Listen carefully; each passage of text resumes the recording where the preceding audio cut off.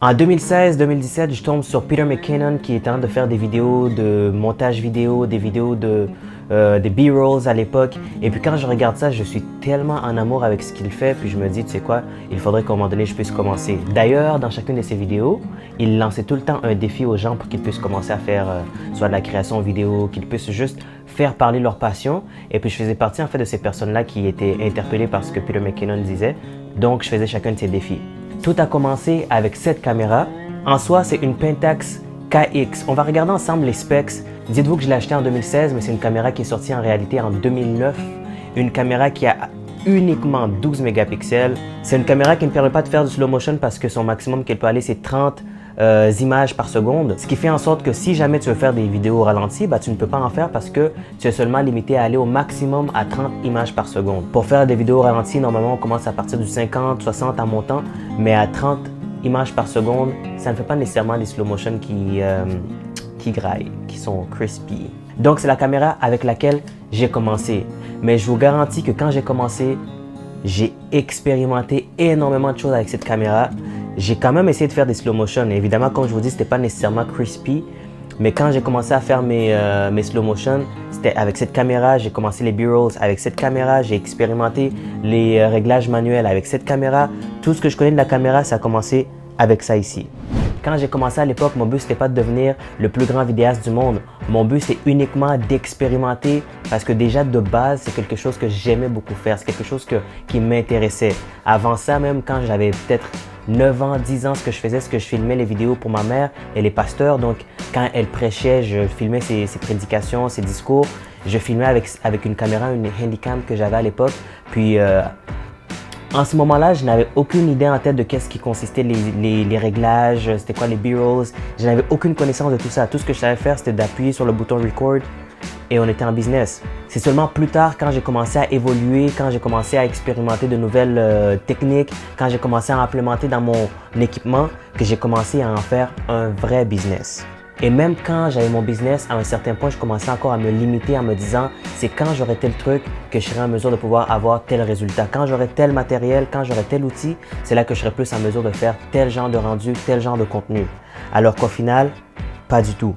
Juste pour vous donner une idée, à un moment donné, j'avais un gros projet qui me tenait à cœur, un gros projet que je voulais concrétiser. Alors, j'en ai parlé avec une de mes amies qui est entrepreneur et qui a beaucoup de connaissances dans ce domaine-là. Je lui ai partagé l'idée en espérant que justement elle puisse me conseiller sur comment est-ce que je pouvais m'y prendre, comment est-ce que je pouvais commencer à faire la préparation pour concrétiser le projet.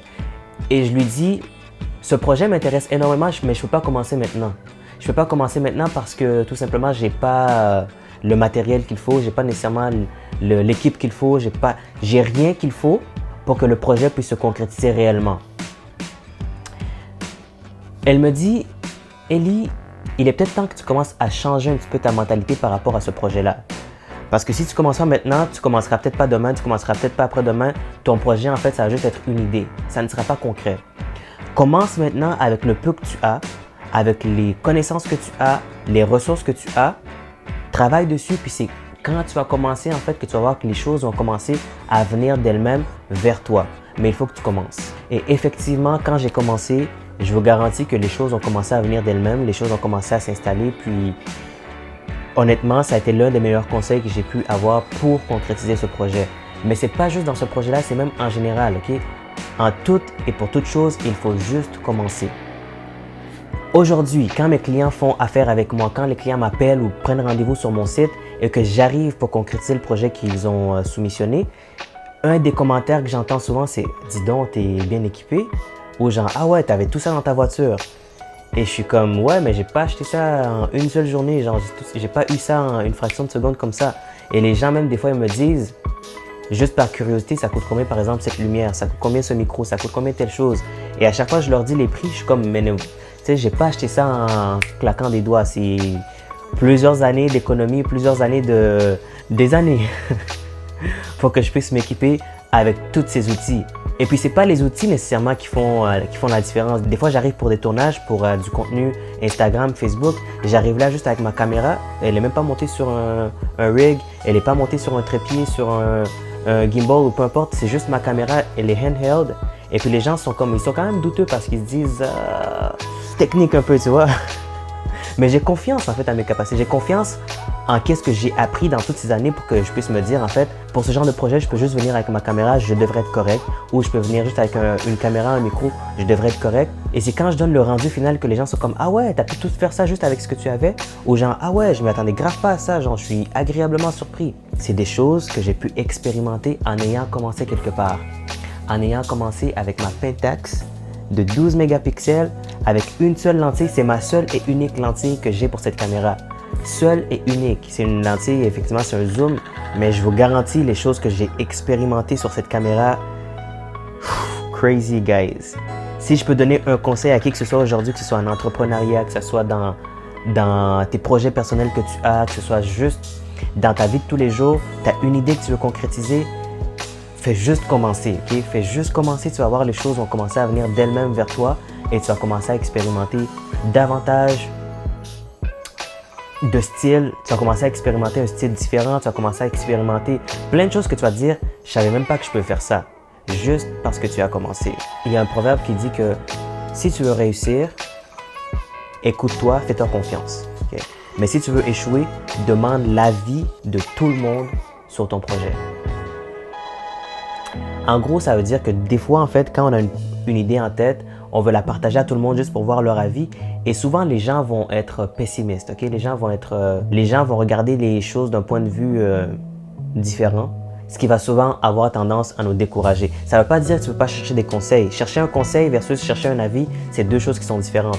Quand tu cherches un conseil, ça veut dire que tu veux faire la chose, tu veux juste chercher le comment le faire. Mais quand tu demandes un avis, ça veut juste dire que tu cherches seulement les émotions de quelqu'un, tu cherches l'opinion de quelqu'un sur ce que tu veux faire. Ce qui en soi n'est pas un conseil, c'est juste une opinion. Mais si tu veux réussir, cherche des conseils et fais-toi confiance. Okay? Si tu veux échouer, là, sans aucun doute, demande l'avis de tout le monde. Genre, ton niveau d'échec, ça va être un beau 10 sur 10, puis on va pouvoir se dire, ah ouais, genre, t'es un grand écheceur. Je ne vais pas faire l'ancien. Et ça, c'est ma première vidéo sur cette chaîne sur laquelle je m'assois pour parler devant la caméra en donnant des conseils. Je le fais sur Instagram, sur Facebook, mais c'est ma première vidéo YouTube sur cette chaîne. C'est la première vidéo sur laquelle je m'assois pour commencer à donner du contenu plus long dans le but en fait de vous informer sur la photographie, vidéographie, vous partager mes behind the scenes, vous partager un peu c'est quoi mon expérience entrepreneuriale dans la photographie et vidéo. Donc si c'est quelque chose qui vous intéresse, n'hésitez pas à liker cette vidéo, n'hésitez pas à vous abonner sur cette vidéo. Comme ça, vous allez pouvoir avoir plus de nouvelles quand justement je publie des vidéos ou juste voir l'évolution de cette chaîne YouTube. I guess qu'en faisant ce genre de vidéos, je suis en train de me dire à moi-même, Ellie, pour cette chaîne YouTube, il faut juste commencer puis le reste viendra tout seul. So, merci d'avoir regardé jusqu'à la fin, guys. C'est vraiment apprécié et j'espère qu'on va se revoir dans la prochaine vidéo. Peace, guys. Ouh. Technique un peu. On reprend celle-là, on reprend. Ok, 3, 2, 1, pack.